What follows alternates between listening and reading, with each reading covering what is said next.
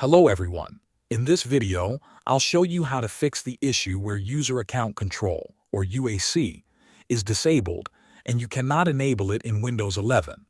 Before you begin, make sure you are signed in with an administrator account. Press the Windows key on your keyboard, type regedit, then press Enter. If Windows asks for permission, click Yes to open the registry editor. In the registry editor, use the left panel to go to this location. Key_local_machine, then Software, Microsoft, Windows, Current Version, Policies, and finally System. Once you're inside the System folder, look for a file named Enable UA on the right side. Double-click on it to open its settings. If the value data is set to 0, change it to 1, then click OK to save the change. A value of 0 keeps user account control disabled, while a value of 1 enables it again. After saving the change, close the registry editor and restart your computer.